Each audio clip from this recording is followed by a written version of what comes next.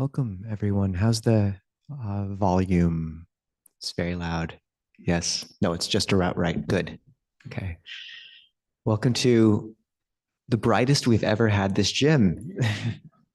So, yeah, and they took down a bunch of the decorations, but we kept the disco ball, which we're all very glad about. To begin with, Gary, do we have an announcement?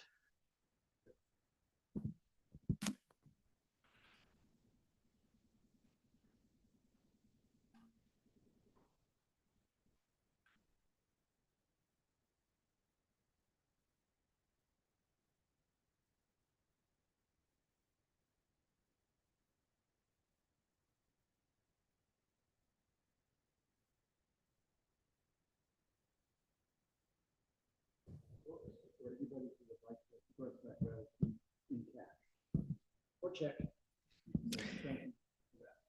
And we'll also have a box back there for Passaddhi Vihara, the wonderful budding monastery of our two venerable siblings here. So if people want to contribute to that, please you'll find the means back there. Bonnie, I think we have another announcement as well.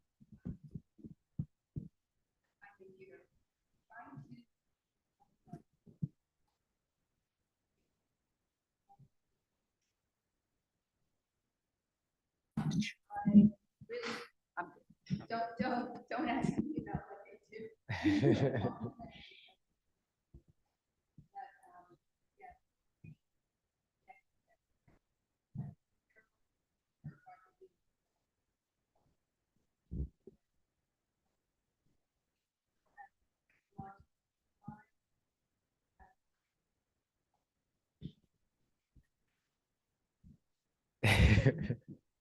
Milo said it's much easier than it looks, just so you all heard that very important point. It's kind of true, but it's also a huge service to the community. And it's just, they kind of are quietly working in the background constantly. So really valuing what the AV does. And if anyone is inclined to serve our community in that way, it would be of great benefit. So please go talk to Milo or Trevor. And if we can get one Clearmount and sparkly fingers for them, that would be just super good. Okay.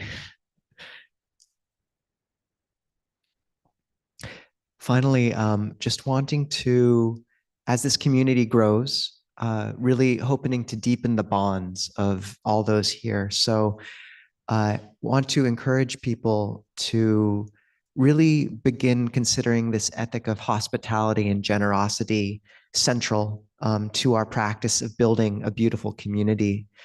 The Buddha said, if beings knew as I know the fruits of giving, they never would eat without having given, not if it was their last mouthful. If there was someone to give to, they would not eat without having given. But because beings do not know as I know the fruits of giving, they eat without having given, and stinginess overcomes their minds. So strong words, but what I think it points to is just, I think one really powerful thing to begin doing is if people feel inclined to open their house once a month, twice a month, or anything like that, and just invite people in, feed them a meal, have a meditation session together.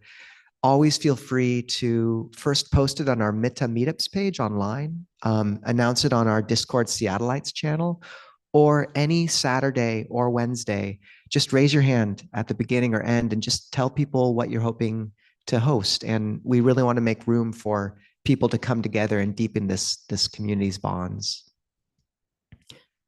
Okay, so we are blessed today to have Ayya Suvijjānā and Ayya Niyyānika with us.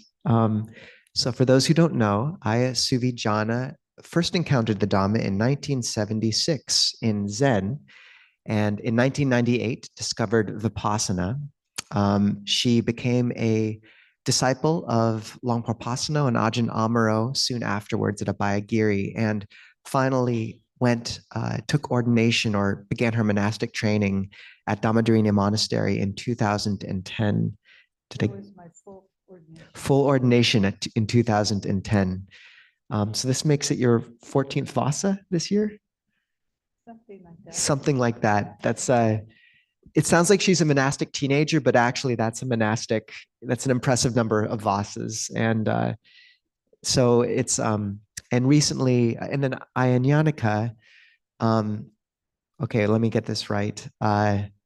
Took ordination at Dhammadharini in 2014.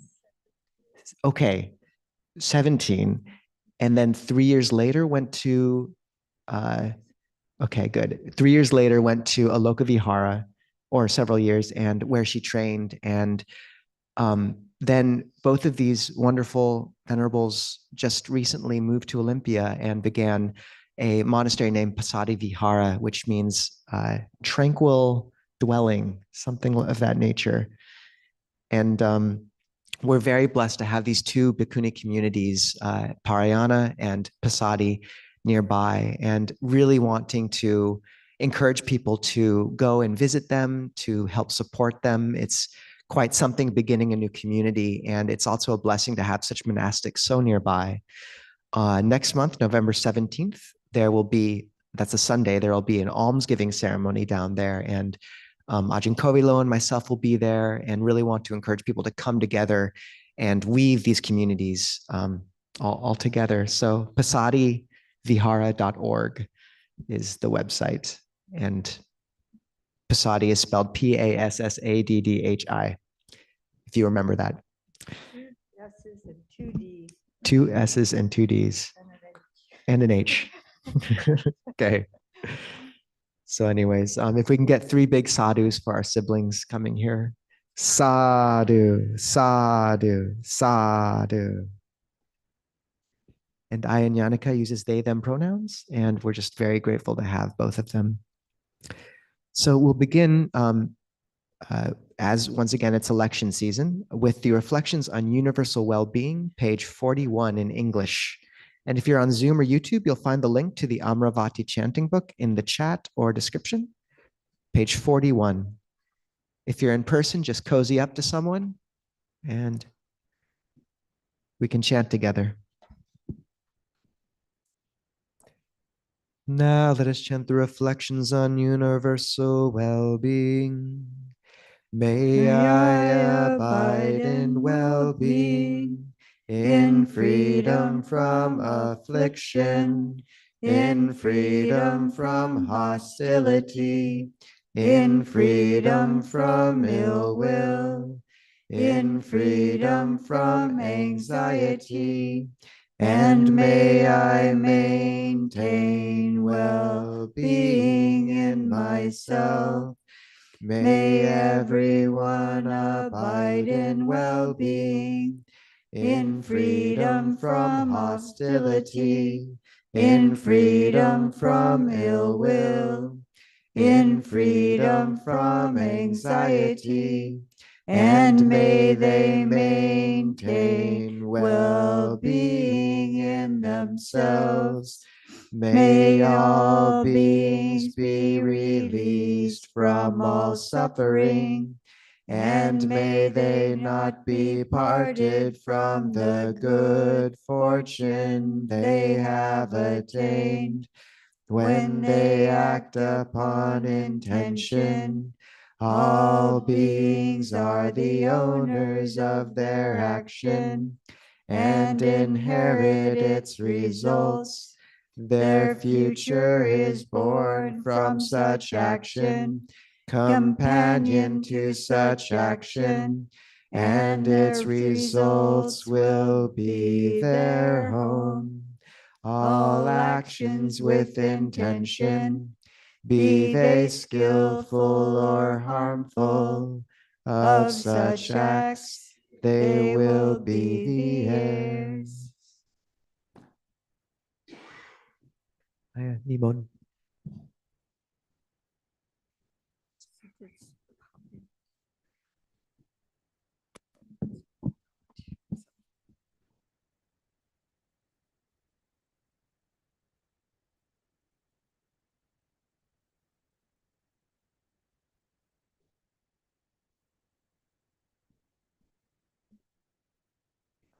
hold it, Ayya. Okay, that's all right. It may be the wrong size.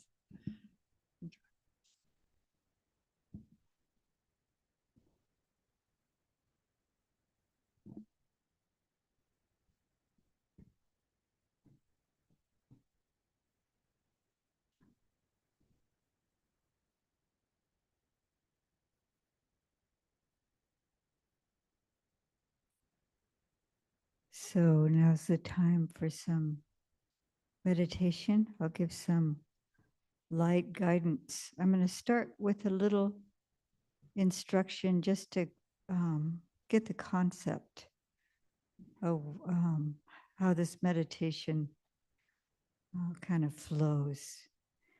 And for the mind and body, we can bring awareness first to the more coarse or gross aspects, the whole of the physical body and what's actually going on in the mind at the present moment, and greeting all of this with kindness. So when we bring our attention to the mind and to the body, we're directing our attention to the body and mind together.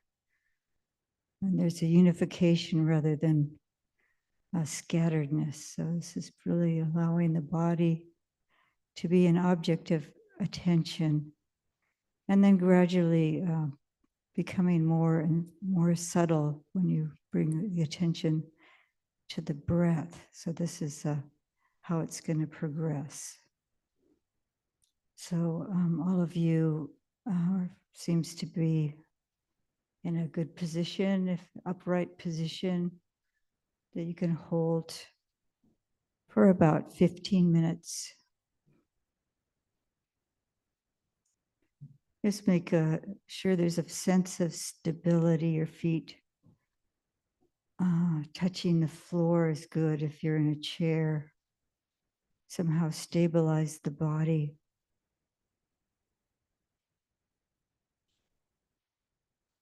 This upright position, alert position of the body.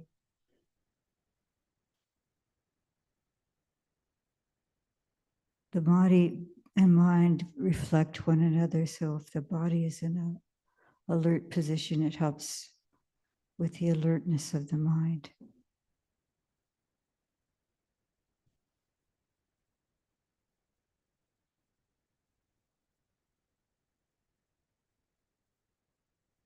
So bringing your attention to whatever is supporting you, the floor or the chair, your feet on the floor, and just feel the sense of gravity, the weight of the body supported by whatever is holding it up.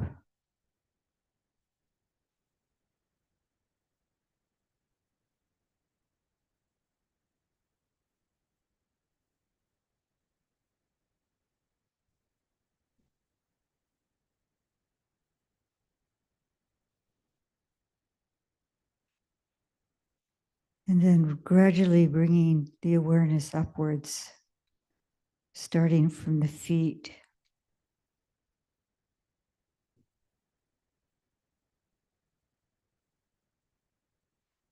Again, feeling that contact.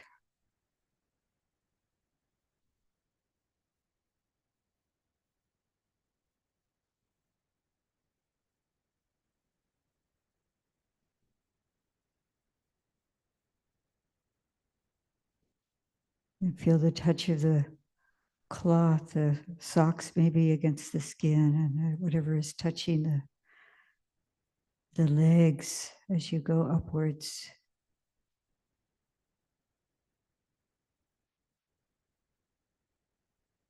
You can also bring the awareness inwards if you feel the muscles. And even the bones maybe pressing against something.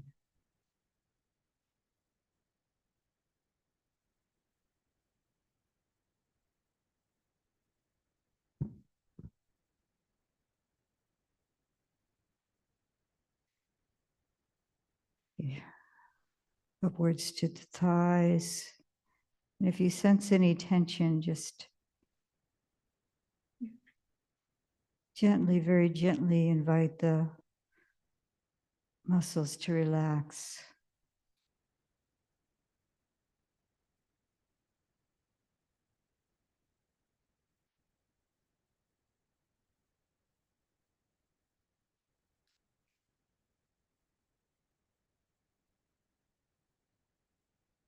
And continuing upwards, the buttocks,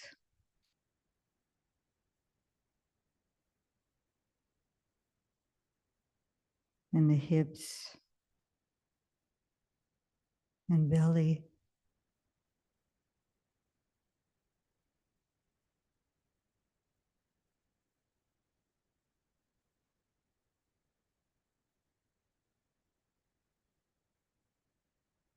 At this point, you might feel the outward and inward pushing of the belly. Sides of the body also expanding very slightly with the breathing.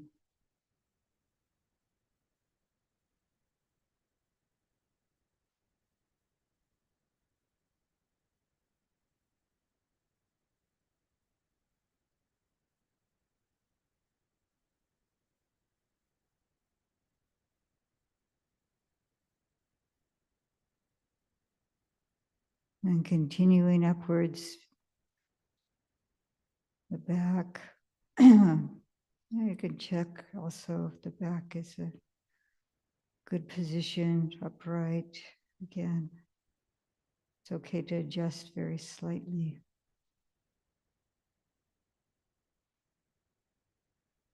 And then around to the front again, the chest.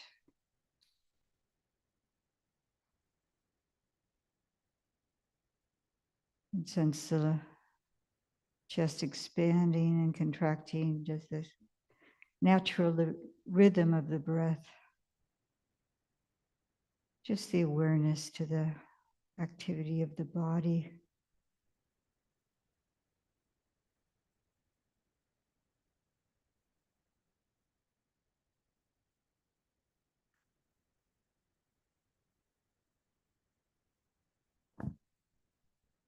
All the way up to the shoulders. Just allowing the shoulders to be at ease.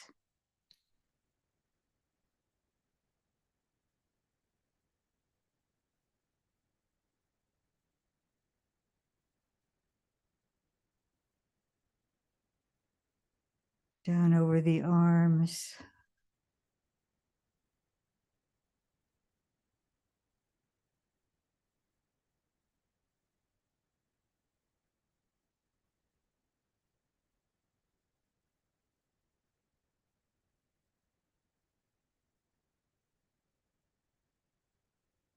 All the way down to the fingertips.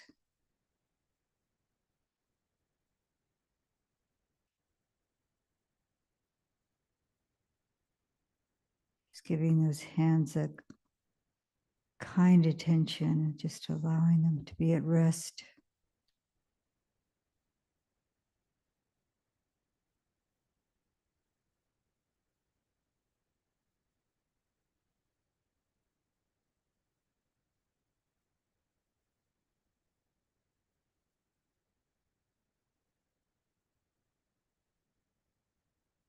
And bringing the careful attention upwards over the arms again.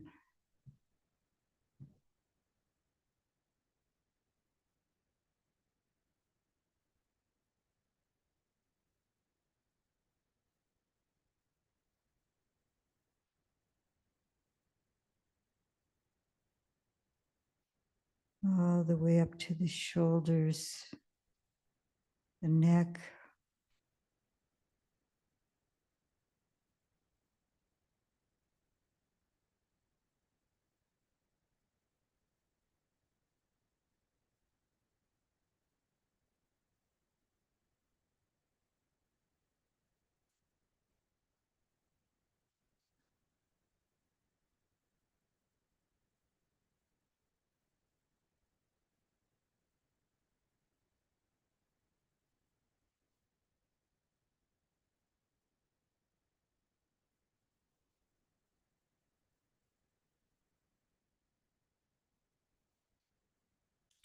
up to the top, over the back of the head,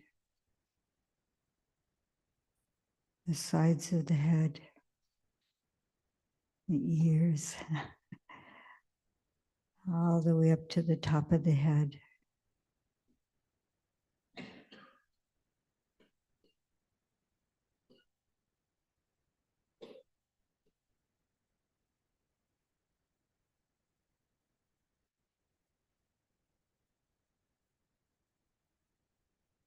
And allowing the awareness to drift downwards over the front of the head towards the forehead. So allowing the muscles in the forehead to be at ease around the eyes. And the eyes are just slightly closed.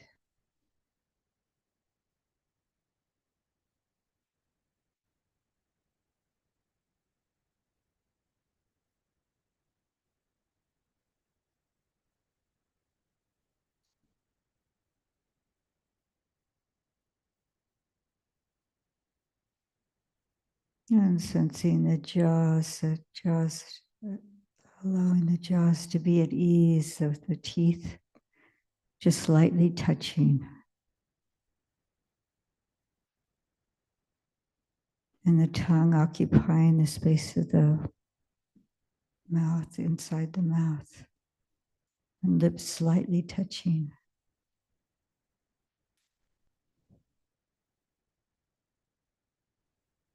Just everything at ease.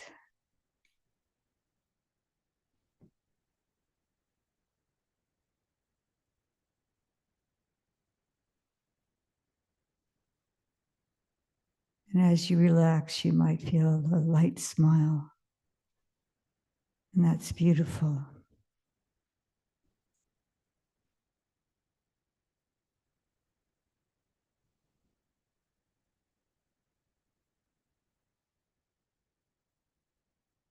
At this point, you might bring your awareness to the in and out breathing, the flow of the air passing through the nasal passages.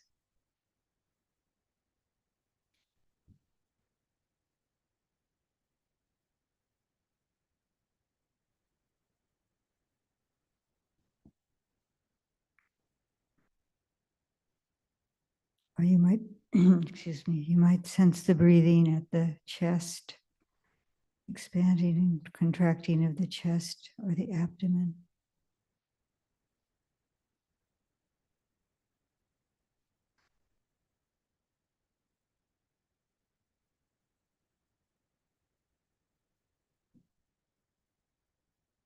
Wherever the mind might be able to settle, the awareness can settle without drifting off too much.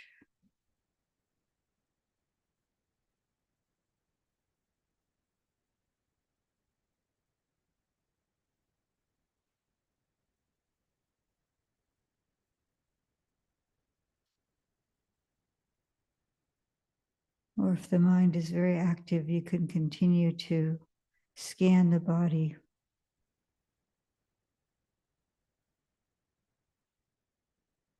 Downwards and then upwards again.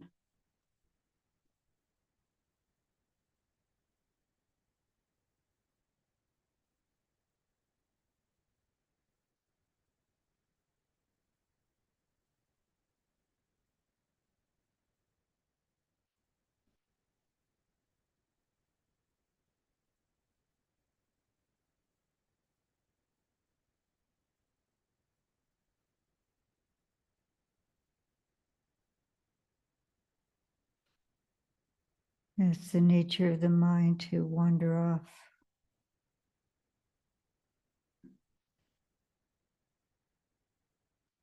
For most people anyway. So very kindly, as soon as you notice this, bring the awareness back to the body, to the breathing.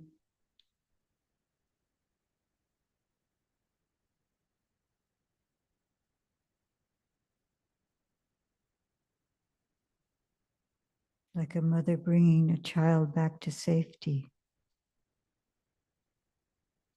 when it's run off.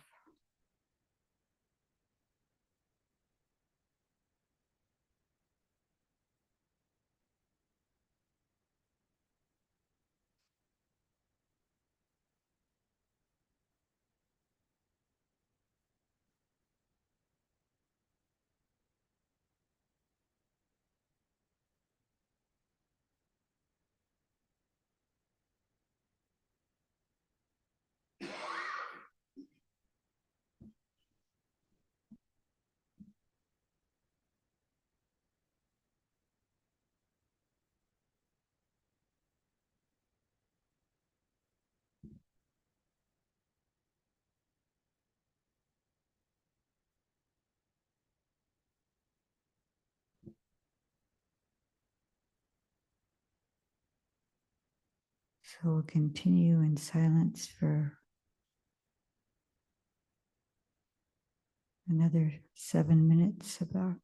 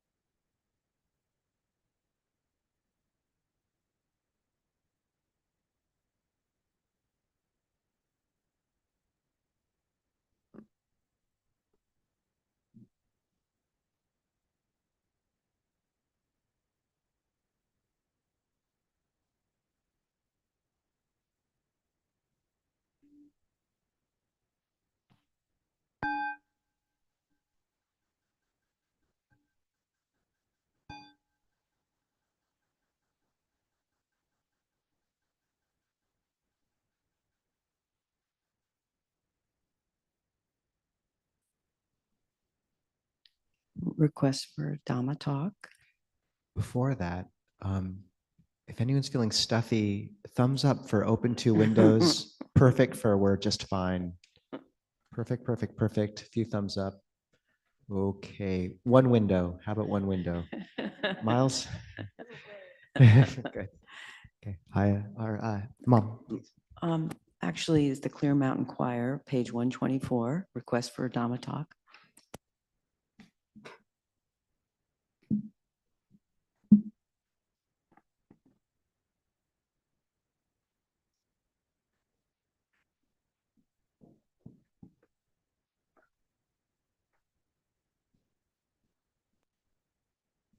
Brahmachaloka Dipadi Sahampati Katanjali Onodiwaram Ayachata Santita Chatikarija Chatika Dese tu Dhamman Anukam Bimam Pajam.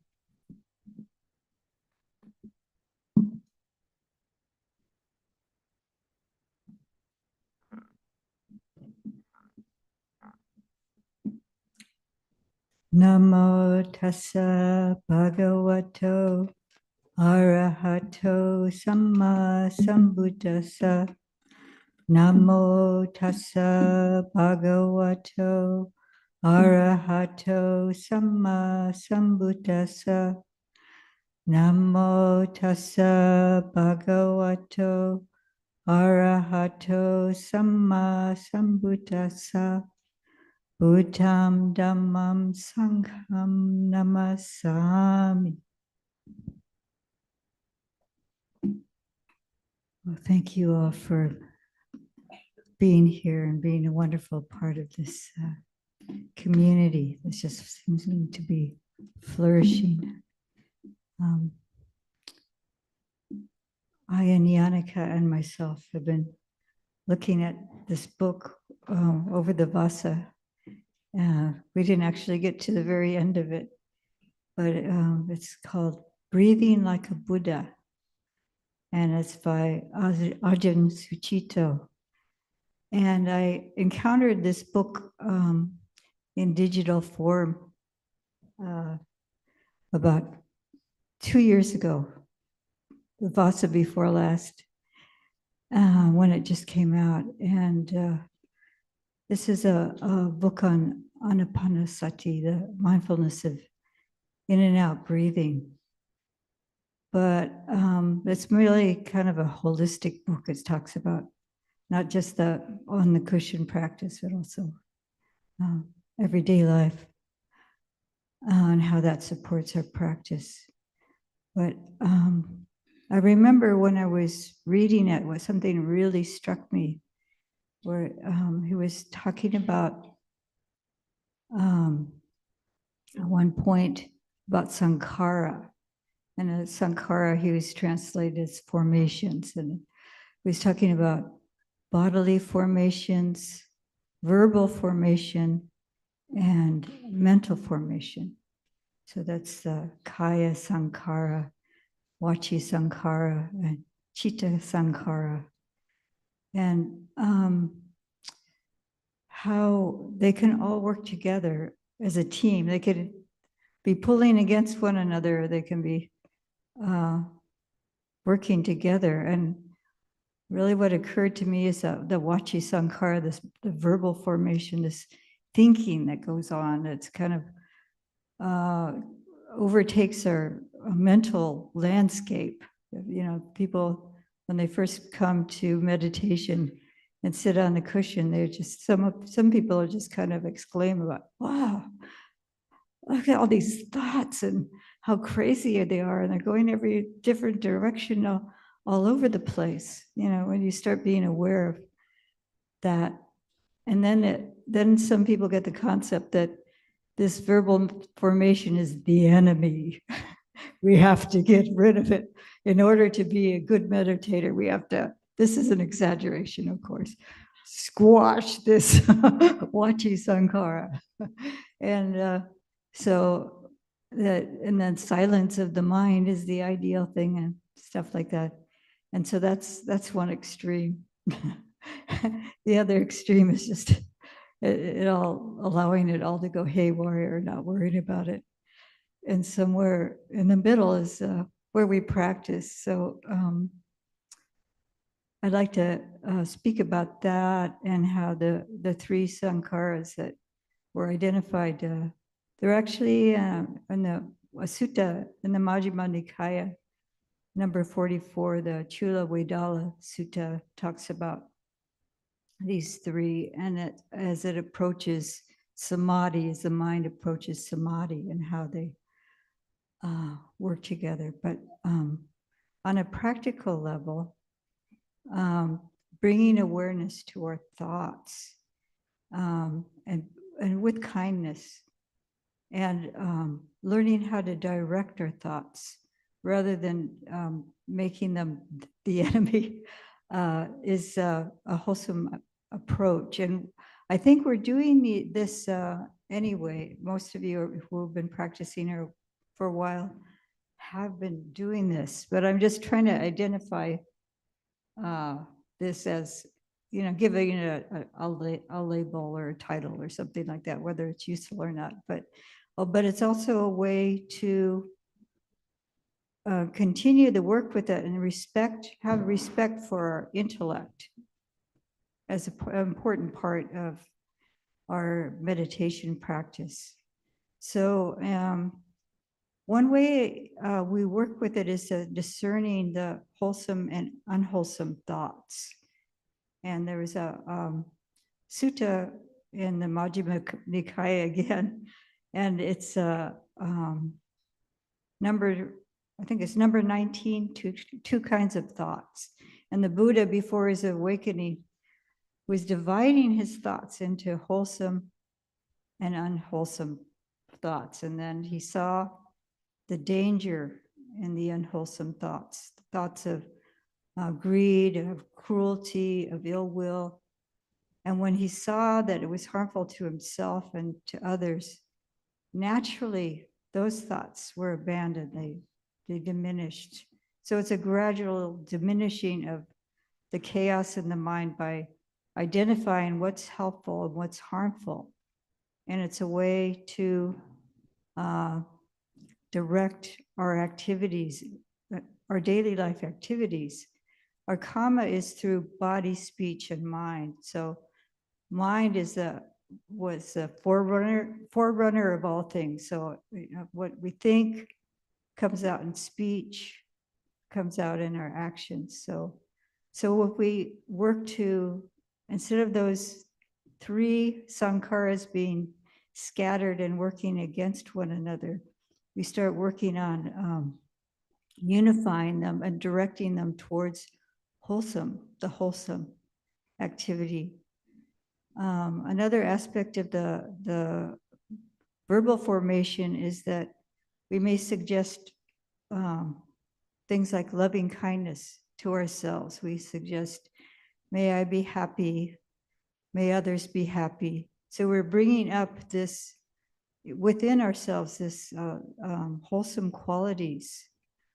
And this impacts the body. So we have the verbal formation and then the feeling of metta in the body coming up. So these two, and also the mind too, the brightening of the mind. So the body becomes more at ease. The mind becomes more at ease. And this is just a very light suggesting that we're doing this. We can do it throughout our activities when we're doing something, or we can do this on the cushion. And if we see that ourselves heading into an unwholesome direction, we can gently steer ourselves, even verbally, but that awareness that is still in that, maybe the more verbal formation. Also, guarding the sense gates is throughout the daily activities, when we're actively doing things and we see unwholesome mental states arising, if I see greed arising or anger arising in contact with, if I see something that, oh, I really want that, a strong desire coming up, maybe an unwholesome thought about it, not that I would take it for myself, but so bringing awareness to that, and then steering the mind can say, oh, I see greed arising, I see desire arising, and that helps us let go of that. And at the same time, we can be aware of what's going on in the body. The body, there's this tension in the body when there's greed or anger, and so we're directing our minds both to the body and to that verbal formation. And then the mental formation, the chitta, becomes calmer because there's not this inner conflict going on, this pulling one way or another. And as that verbal formation starts calming, now we're starting to, things start to become more and more automatic. I might notice something that's pulling my attention, but then the greed is not arising so strongly because I'm conditioning the mind. The mind is getting conditioned to not be pulled one way, not another way throughout the daily activities. And then, or I might feel anger arising, and I'm alert to it. I'm alert to what's going on in the body because I've brought my attention to it. I think, oh, there's anger. What's going on in the body? I do this repeatedly, and then this is calming all of that. This is over time, it becomes more quick.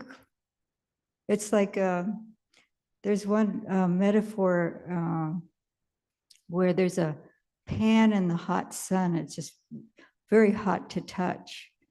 And then drops of water are falling into the pan and they just sizzle and go away. So then that greed or that hatred is hitting the pan, and then it just disappears quickly. So then the mind is not stirred up, agitated, pulled in a lot of directions, and we become more calm and more actually aware of the mind itself as we're doing this process. And this allows us, when we sit on the cushion, if we're doing this throughout the day, using this guarding of the mind or this sense restraint, the mind is much more calm just to start with. We don't have to, struggle against a lot of agitation in the mind when we sit to meditate. And as we sit, when we bring ourselves to the cushion, this is how all of these things work together. Once we're sitting on the cushion, the stillness of the mind, the stillness of the body and mind reflect one another. So as the body becomes more still, more relaxed, more at peace, then the mind can be more peaceful. And our verbal formations or the thoughts will naturally settle. We can direct our minds, like I was saying, when you sit on the cushion, you might even verbally to yourself, like however you do it, but feeling the sensation of the weight of the body against the cushion. You can do your kind of your own guided meditation, and feeling my feet. I feel some tension in the feet. You can do this verbally to begin with, and then it just starts, the verbal formation will start as you do a practice like this. Then that can just drop away, and then you're just doing that silently, but there's still that directing of the mind to what's called the grosser aspects, which the body, the physical, this physical form as a whole, this gross, and then it comes to a more subtle aspect, which is the breath. So it goes from gross, more gross, coarse to subtle. So this is a gradual path to unification, unification of the mind and the body, including that verbal formation, which is becoming more and more and more subtle until it seems like it's gone, but it's still there with that directing. In the jhanas, it's a vitaka vichara is called verbal formation. And that doesn't disappear until the second jhana. So it just becomes more and more subtle, and your awareness of the body disappears at the fourth jhana. So I hear. So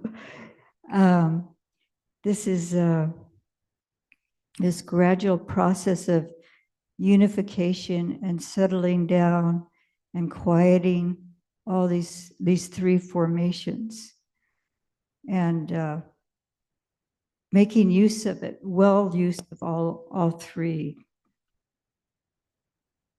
So I was going to invite Ayya Niyyānika to add to this concept. She may have, or they may have some words to say about this.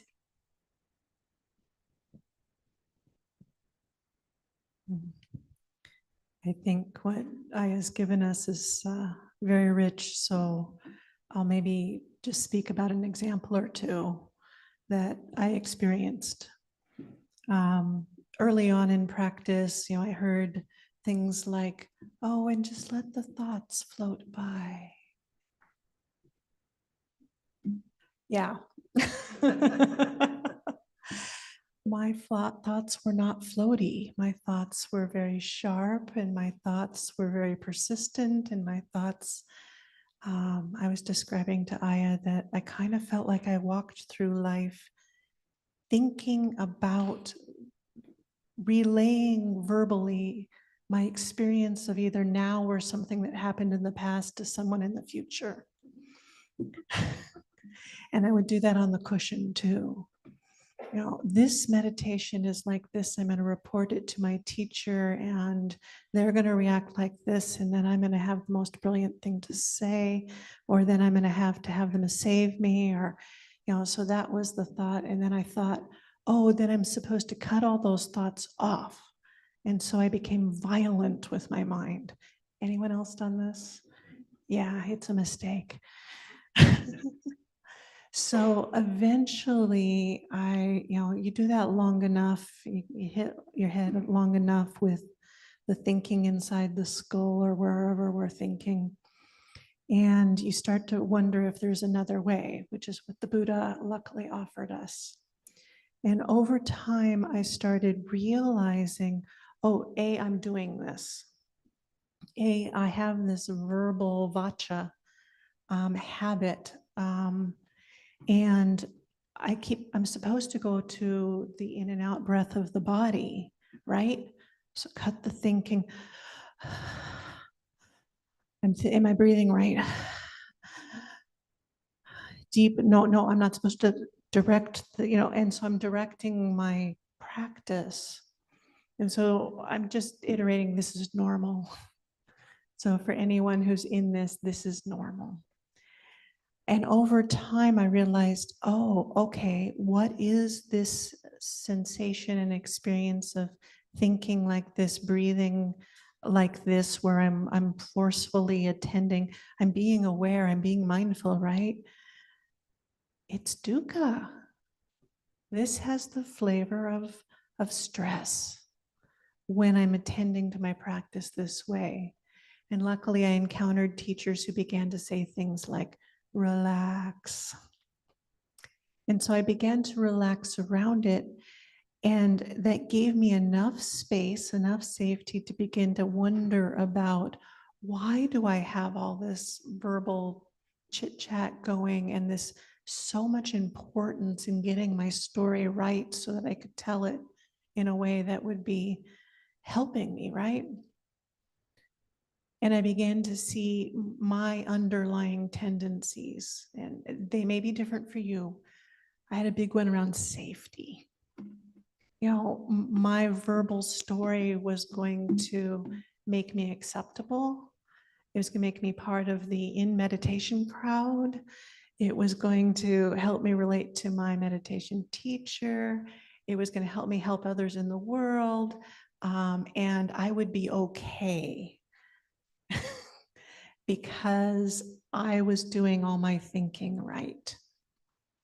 And then I realized I've probably been doing, well, I knew I'd been doing this for a long time. This was my life habit. And I've enough confidence that this has probably been a habit in many lifetimes. So of course it's going to take a while for my thoughts to get to those soft cloud wispy things. It's not something that's just going to happen. And I needed to begin to be kinder to myself. And so I began to go, oh, sweetheart, of course you're thinking right now. What if, so I'm using verbal, as I was saying, in a skillful way. What if we just let it soften a little bit? And it took me a while to get to what if we, I would say soften. Doesn't work. So this is a process of showing up where we are. And for me, I was still very, very much in the verbal land. And then as I began to explore, what are the causes and conditions that got me into this verbal zone, this tight body, this, when I pay attention to the breathing, I take control of the breathing. And notice I haven't even talked about chitta, the mind, because I was so caught up in those aspects. But I began to eventually look at what the chitta sankhara, the mentals of how am I perceiving things? What are my perceptions like? What is feeling tone like? And as I began to open up and explore and have enough capacity to begin to see those sankharas, I began to have the little ahas. Oh, my perception is twisted up in my sense of safety. And like for others, so fear-based for me, others have, more of a greed or a pushing away, or, you'll have your particular flavor that you find. And when you see the flavor that's driving you, that's where you can begin to have the space to say, what if I held this kindly? How I hold this really matters. So I began to hold it in a way of like, I've been doing this for a very long time. It's going to take a while for it to unwind. And I'm not going to take it so seriously. It's a very serious practice, but for as long as I've been doing it, of course, it's like this. As I began to introduce those ways of verbalizing, I became softer, kinder to myself and those around me. And the thing began to quiet down. And eventually there came a day where I was reporting to a meditation teacher. I'm like, and the thoughts, they were just kind of wispy and I wasn't really grabbing onto them. They just kind of floated by. I didn't need to feed them. I no longer had that drive. Not saying it's that way all the time. But my basic disposition for the thinking was the softening. And then as it softened, I began to really enjoy that soft, gentle quality of just being with, letting it go by, being with, letting it settle. And then I was able to come into the breath and not control it. The breath just was breathing. The body was just bodying. The thoughts were just thoughting. So this is a way that I would work into that. I'm not really sure. We had another analogy, but I'm not sure it really fits here. What? The child one? Oh, should I say that one anyway, even though it's not? Okay. Oh, so this is just so beautiful explanation, further kind of personal experience of what we're talking about. And what we were talking about privately, just the two of us thinking about this, is that treating the mind like it's a small child. And then you direct, this is you see you have a child you're responsible for, your child or someone you're looking after. And you keep it occupied, you keep the child occupied, but the children have tendency to get into mischief. So this is my metaphor, and you can tell your story after this, because it's a good story. It's an excellent example. But so if you're watching a child well, then the child probably won't get into mischief. But small children, you're in a park and they'll get excited and they may start running towards the street. And sometimes you do have to physically apprehend them. So to stop them. And so sometimes you have to be a little bit more forceful with the mind if you see it really going a bad direction. But mostly you want to be gentle, you keep a good eye on the children, and then they won't get into mischief. And another idea about this is the children are a little bit older and they're in the room together and you're in another part of the house and you hear all this ruckus. And all you have to do is walk to the room and open the door and stand at the doorway, and the children are going to settle down. So this is like, you see the mind, like at a certain point, as your mind matures, instead of having to apprehend it and say, bad idea, just bringing that awareness directly to what's going on in the mind. And like if I just say, oh, even just a little cue, that's greed, or that's anger, or that's will, and so then it stops it in its tracks. So this is the metaphor of being a kind, intelligent, gentle, sometimes just a tiny little nudge or just your attention is going to help with the mind to settle. So now here comes the story. It's lovely having a tag team. I get to do the storytelling part. So this happened to me when I was young teen. I was babysitting. And so this is the story of me with a toddler, not quite 2, I think, if I'm remembering right.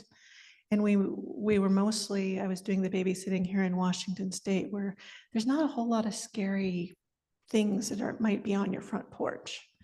But the family took me with them to Florida for them to help pack up the grandma and move to Washington.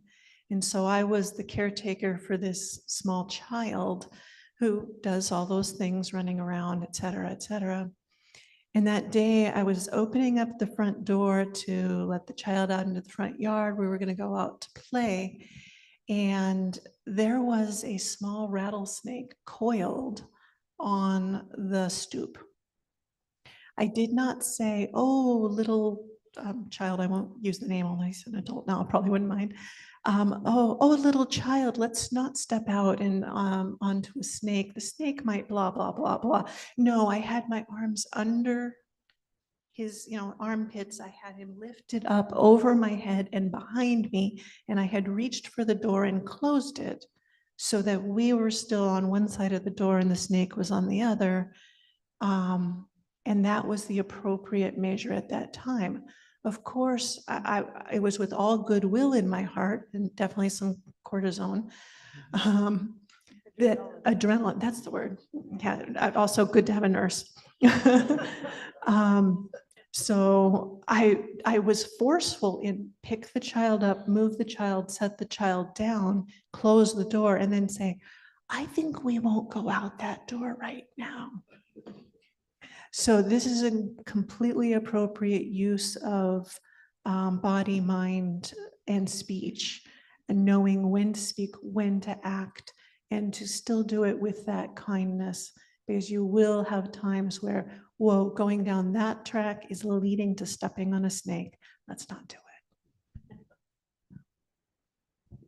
So that snake may be ill will or greed or something. And sometimes you just have to, yeah, there are times when you just have to say, nope.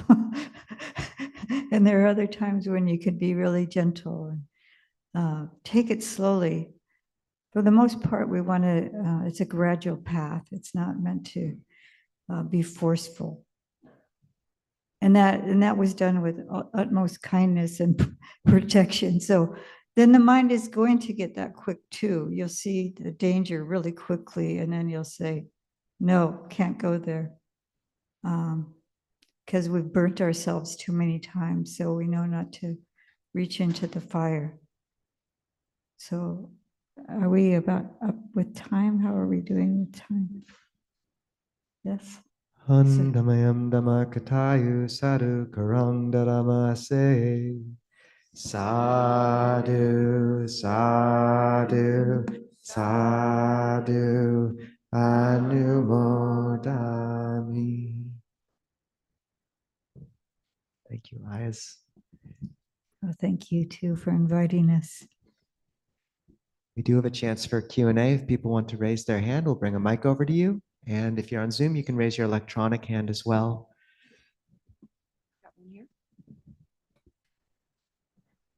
Hi. In your talk, you were grouping anger with, I think it was greed and ill will. And I think of greed and ill will as things that are never wholesome, but kind of the aim is to kind of diffuse them in a way. And I'm wondering if anger can ever be wholesome or used in a way that's skillful, and how you see that. Well, I once heard His Holiness the Dalai Lama say that hatred was never, and anger and hatred were never wholesome. And I think there's an idea of forcefulness being, it can be effective. You know, the analogy of a child too, I could be yelling at the child and hitting the child and stuff. In short run, the child may behave, but then there's these emotional scars and it doesn't, in the long run, it's not helpful. It just causes more harm. So, and it causes harm for ourselves. The Buddha likened it to hot coals. If there's a bed of hot coals in front of us, and we grab the coals with our bare hands and then throw it at somebody else, this is the anger. So we're picking up this something that's going to burn us, to harm us, that hurts us. So we have to really see in ourselves when we're feeling angry or hateful, what the impact on our body is. So it's going to harm us, whether whether our aim is good or bad and we hit the other person with the coals, we're going to get burnt picking up those coals. So we may see, could be the best thing I think that anger and hatred could be triggering is our awareness that, we still have work to do. And also,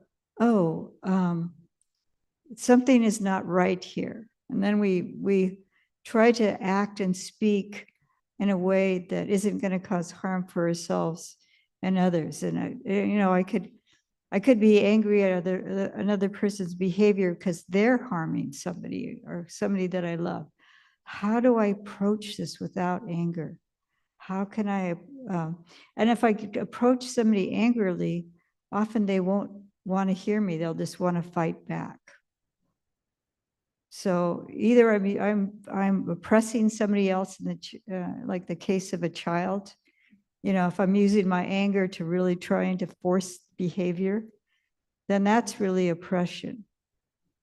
And if I'm using anger trying to solve a problem with another person who's an adult, they'll retaliate back with maybe more anger unless they're a really well-developed person. Think just, yeah, as soon as we can set the anger down, but bring it with not being in denial. Because this is I think we're hardwired as beings, you know, sentient beings, to have this, because it is a forceful thing, like to protect one's young or territory or something like that. Anger is going to bring up adrenaline, and then we can, you know, fight harder. But the Buddha is trying to steer us away from just being animals. We're going to try to bring our consciousness above that animal realm, not just to be in, you know, getting for ourselves and protecting ourselves. So no, it's never a wholesome thing. Thank you for your question. Certainly. Just to echo what Ayya said, there was a BBC special where they asked quite a few religious leaders from different traditions about anger. And the Dalai Lama was the only one who responded that it's never wholesome.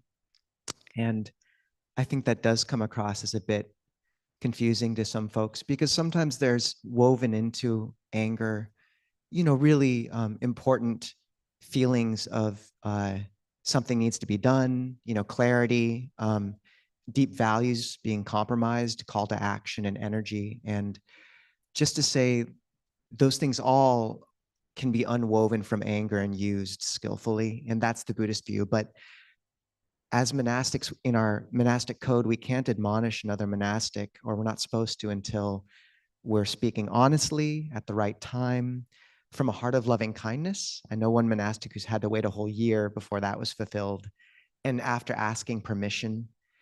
And it's amazing, like if you even have a little bit of venting your spleen when you talk to someone, people pick it up so easily, and it changes everything. So I think this is one of the Buddha's most powerful and unique insights, is hatred is never stilled through hatred. This is eternal law. And the Buddha said there's three kinds of mind. There's the mind like stone, where words scratched in take a long time to fade. And that's like one who's angered quickly, and anger takes a long time to fade. And then there's one with the mind like sand, which you can write words and then they'll fade quickly with the wind. And that's like one who's angered quickly, but the anger fades quickly. And then there's one with a mind like water, and that's one who's hears harsh words, but is almost not touched at all. And I think he says then he maintains kind relations with that person. And that's just such a beautiful image. And it's a good point about how to work with verbal fabrication, as you can imagine writing the words on water as well. So yeah, I just think that's an especially unique and important insight into election season. Is I know someone just yesterday who was approached by someone who made a really harsh statement about a political candidate. And this person just responded saying, you know, that's quite a thing to say. And I really think that, you know, hatred is never stilled through hatred. This is eternal law. And if you bring in the Buddha's, I mean, that's a yard sign. So I think that's a really important question and an important insight too. Ayya, has anything to add? The addition is very brief. You will be surprised at how powerful love is. When you are really living out of an unbounded love, you have a lot of power, and it will be far, far more effective than anger ever could be.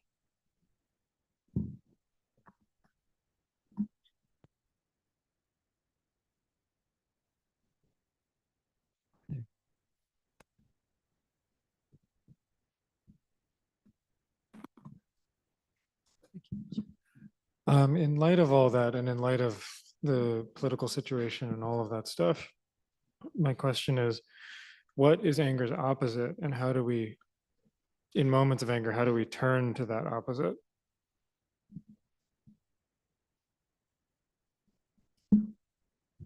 Well, He's asked, what's the opposite of anger?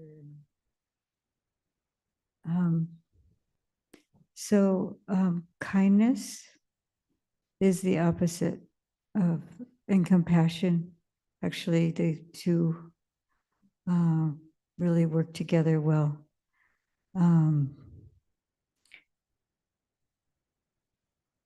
How do we cultivate those?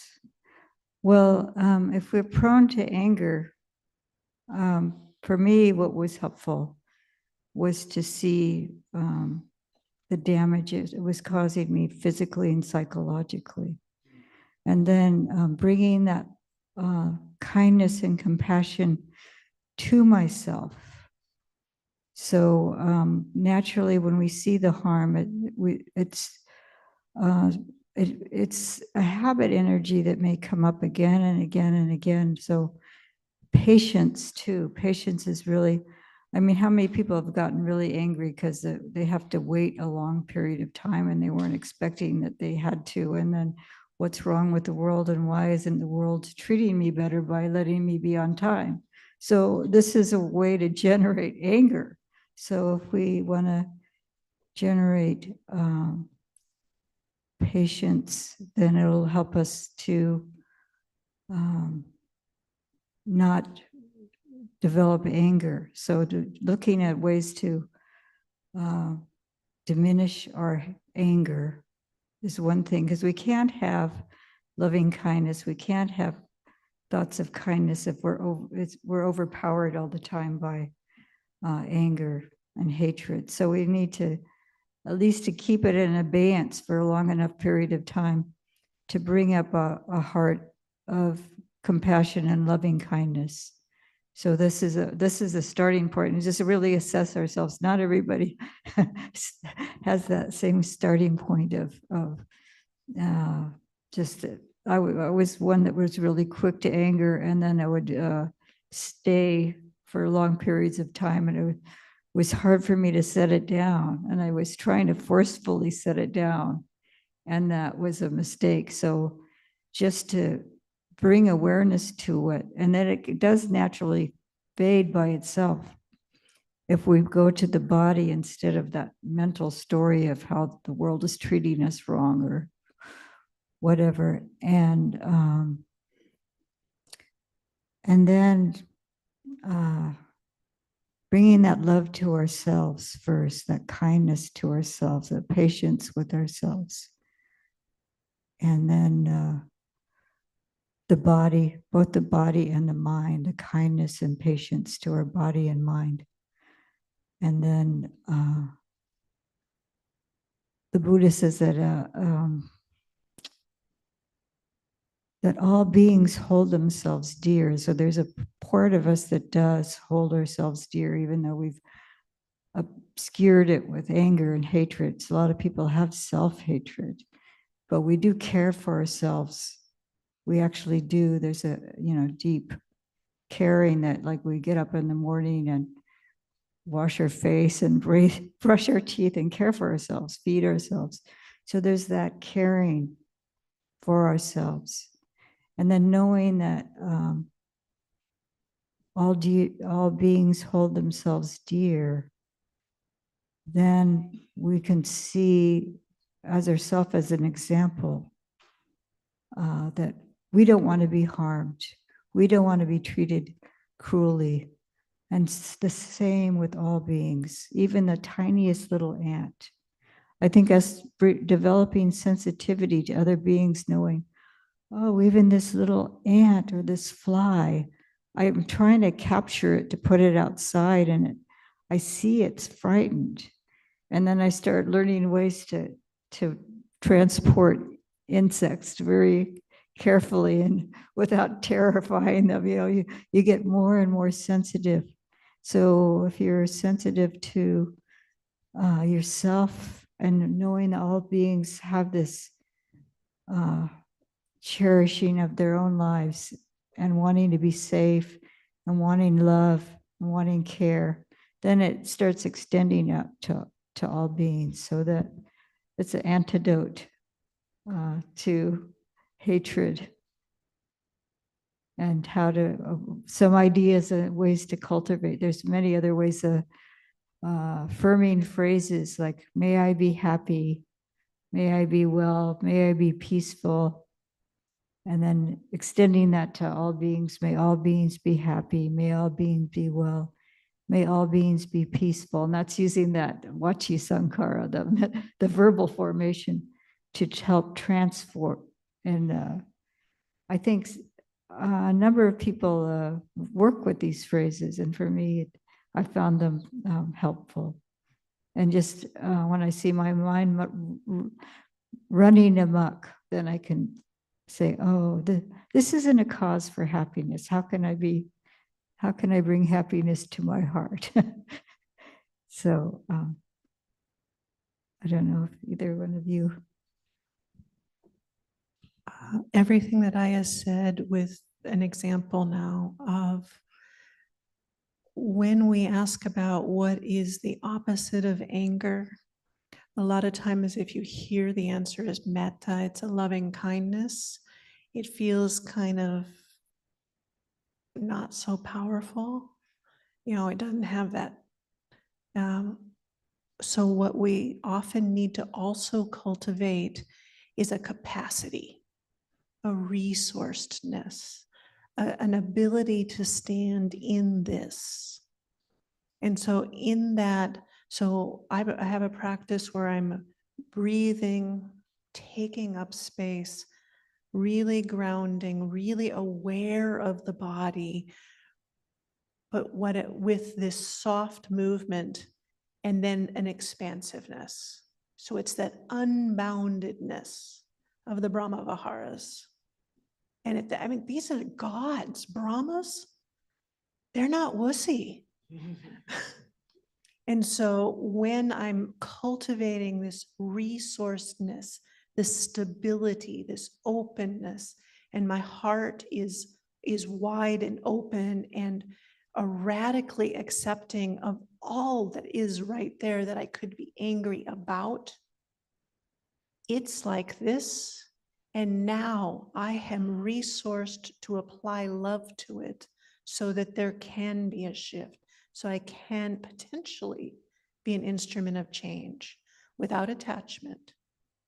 But you get so resourced and strong and powerful that love and power become a synonym.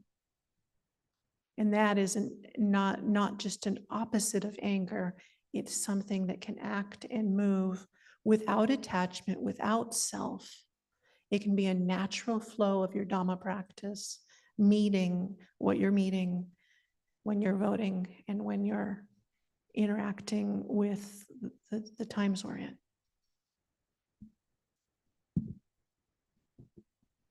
But you can't do that if you're grouchy. So start there.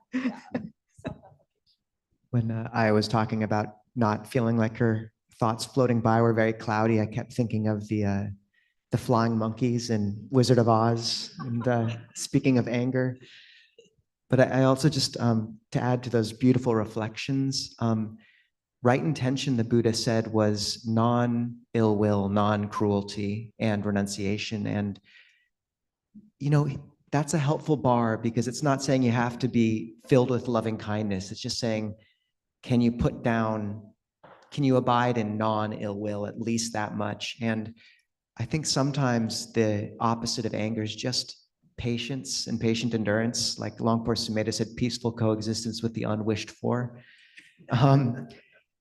And honestly, like, anger's kind of this fire, you know, and the Buddha also said it's, you know, honey tipped and poisoned root.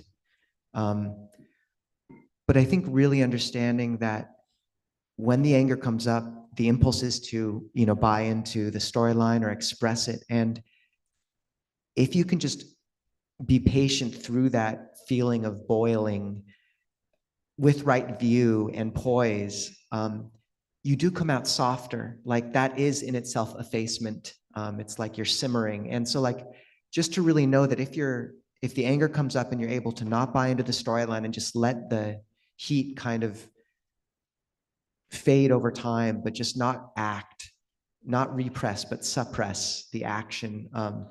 That's good practice. And sometimes I think that's what we have. And then the other one is gratitude for really looking at, if people didn't push our buttons, if there weren't these difficult situations, then how would the heart grow in capacity? So like, this is our practices. This is how we broaden the heart.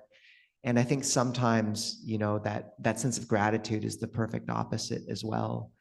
But yeah, Ajahn Brahmali says the chief focuses of mindfulness should be keeping your ethics, your virtue, and not dwelling in ill will.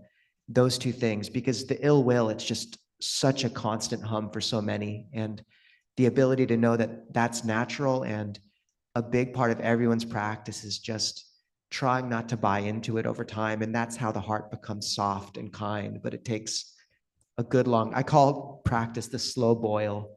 So I think we have time for one more. That was beautiful. Thank you. Yes. Hi, so this is, my name's James, by the way. This is a continuation of the ill will question, or what you were saying. It sounds like to me, when you speak of not having ill will, it sounds like a very general thing. I'm curious on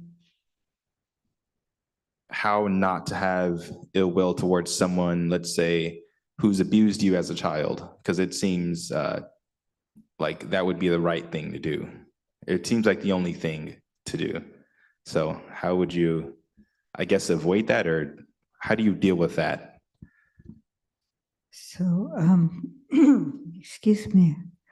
So one thing to keep in mind is that we're all kind of sometimes victims of causes and conditions, and that the perpetrator may have been also abused as a child. It's hard to know what happened in their childhood, the reason why they're treated that way. It could have been external, like society abusing them even. And so, so to have compassion for yourself that you had that experience. And I had gone through therapy, and I said to myself, oh, the buck stops here. I'm not going to perpetuate abuse down the line any further. It's stopping here and stopping the internal abuse. And if we have hatred, we have resentment, then we're only harming ourselves. It doesn't erase the past. And when I see myself remembering something, and it's almost like the memory and the emotion are tangled together. And so the anger and the resentment we had as a child, or the fear or whatever it is tangled into that memory. And they come up together like a package. And then, so to see it as like one big package, and so we have compassion for ourselves. Oh, this is a memory. This happened in the past. I'm an adult now. I'm not in that situation. We're gonna have to talk ourselves through it and say, oh, okay. Bringing the awareness to the body in the present moment. I'm sitting here in this room, looking around. I'm not there anymore. This is the past. And then eventually we can get to a point where we can forgive. But yeah, to be gentle with ourselves. But I love that metaphor of the boiling, and the same thing with the feeling in the body, being aware of the emotion, and to take the story away. And I've done that with more current situations in my adulthood, when I many years ago, with resentment towards a person. And there was that story that came up again and again and again. And I just said, I'm setting down the story. I'm setting down the story. And then it felt like there was a war zone inside of my body. I could feel the raw anger in my body. And I just stayed with it and allowed it to fade. So it's not like we're going to just, we have a switch internally that we can just turn off our emotions. That doesn't work. And that verbal formation, the story, those things are easier to let go of than that raw emotion. So if you take time, you might cry, you might feel the anger in the body, but over time, it's going to dissipate. If you're just patient and then bring loving kindness to yourself and do things that are affirming for yourself to help yourself. Maybe talking to friends, sometimes a support group or somebody who's had similar situations helps. But in the Dhamma, I think even if they haven't had a similar situation, people are compassionate. And you might just say, I'm really having a hard time today. I'm really feeling angry, or I'm really feeling depressed, or whatever it is, and then share that with others and get help. Yeah, just a compassionate ear or something like that is also helpful.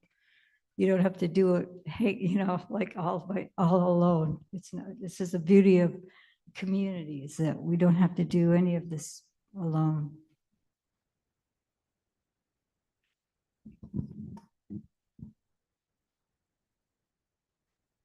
I'll say my brother took up this others from the Buddha, is that others will harm, I will not harm. And so he took up just a commitment. He still had so much rage inside. And I know he's okay with me saying this. He would say, what would our stepfather have done? And when he's working with his own children, I'm not going to do that. So number one, there's a commitment, a deep commitment to an ethical conduct to change the behavior. Number two, there is a sense of self-healing, which Ayya spoke a lot about. Absolutely important, because we want to be integrated beings as we awaken. We're not going to leave part of ourselves out. So I'm not going to repeat what Ayya's already said. The third one, when my stepfather was nearing his death, my sister said, and it was not a good death. She said, I don't care what he did to us. No one deserves to be treated like this. So what was arising in her was compassion. And that was out of, a time of really looking and experiencing and seeing this person who did horrible things as a human being who was conditioned, as I was saying, was conditioned to have committed these offenses, but still to have an open enough heart because of our own self-healing, that we're open to our own self. Now, and the third thing was safety. I did not go back and help him. I loved him now from a distance, but I did not put myself back in a position. So we did not harm others. We did not continue to harm ourselves.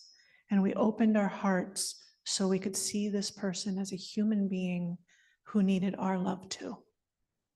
I hope that's a very brief synopsis of a long, long time of work. Thank you. So I think that's about as beautiful a note as we could end on. Maybe we can have the chanting request list, just people we can keep in our hearts along with those. And just the recent week or the past few days, please. Mike to Milo would be great. Great. So just these are names we can just keep in our minds and hearts in the space.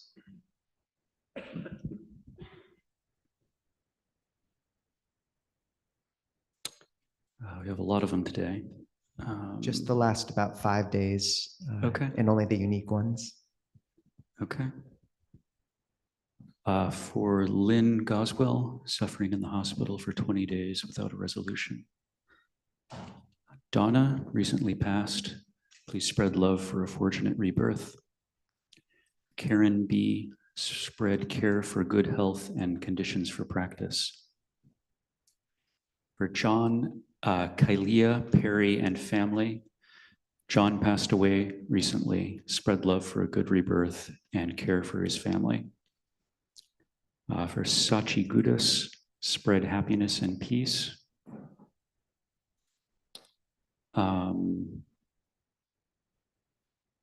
I'm sorry, that was Sachi Gudus, baby age 6 years, bedridden, spread happiness and peace.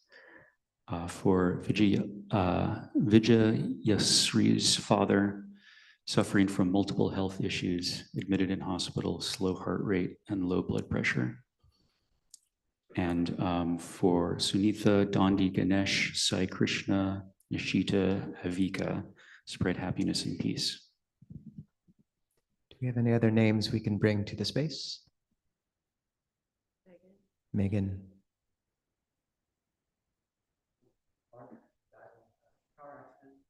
Forrest Clark, who died in a car accident last week. Gabriel. Jen. Can you say that loudly?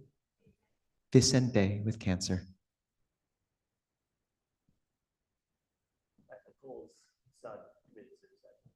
Sam's uncle's son who committed suicide.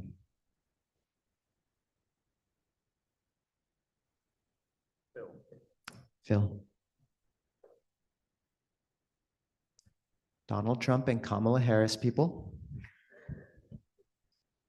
And we can all turn to page 84 and just keep all those in our hearts. This is the verses on the last instructions from the Buddha.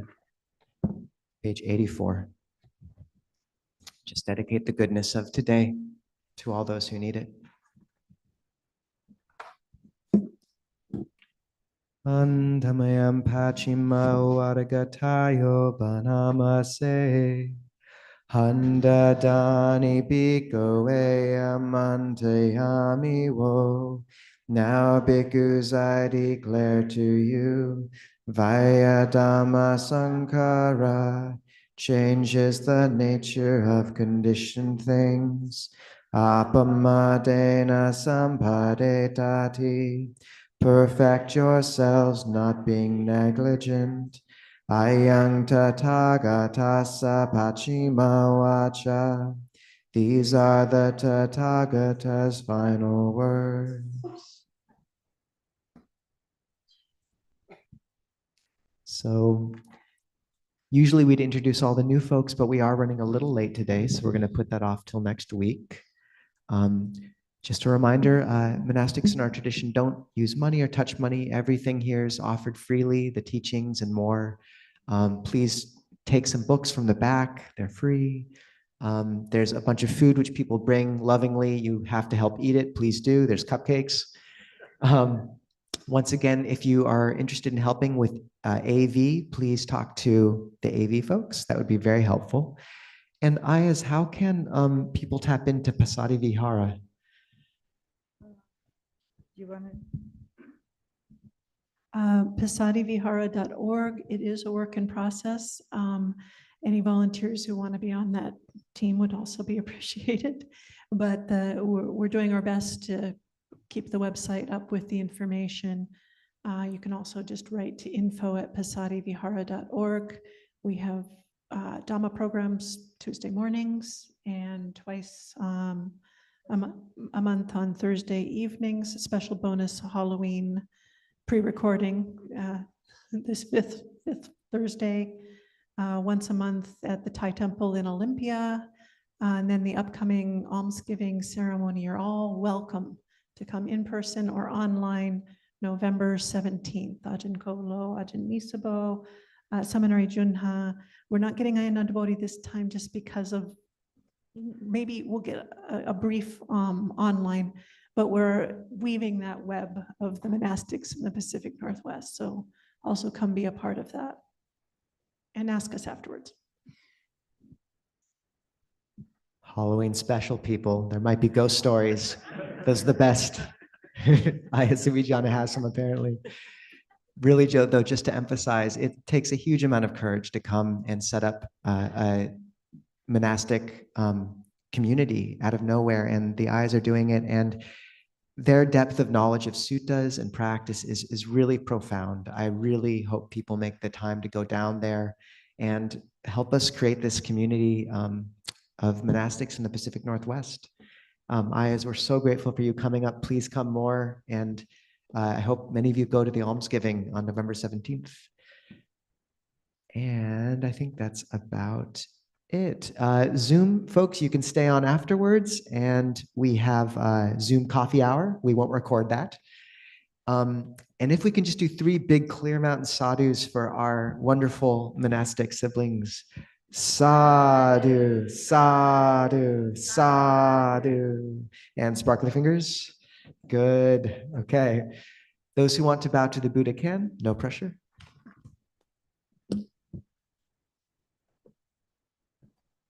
Oh, actually, a present from Clear Mountain for the Ayyas. I'm sorry. Please. Okay.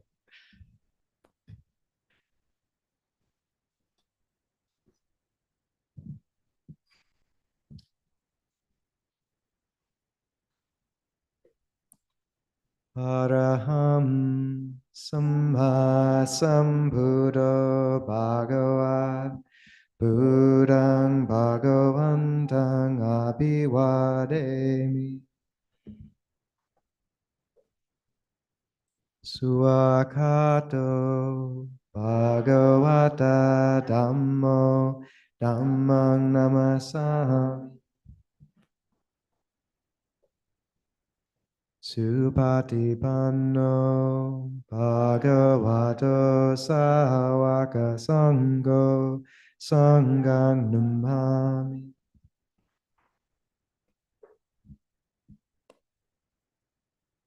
All right, wave goodbye to our Zoom friends. Goodbye, Zoom people. And I would just encourage people, surround the Ayyas and ask them tons of questions right now. This is your chance.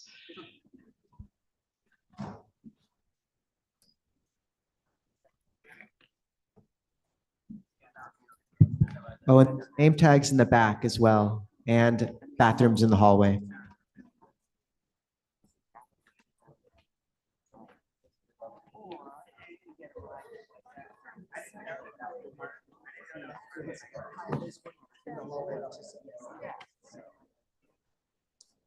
I'm going to scoot over a little to the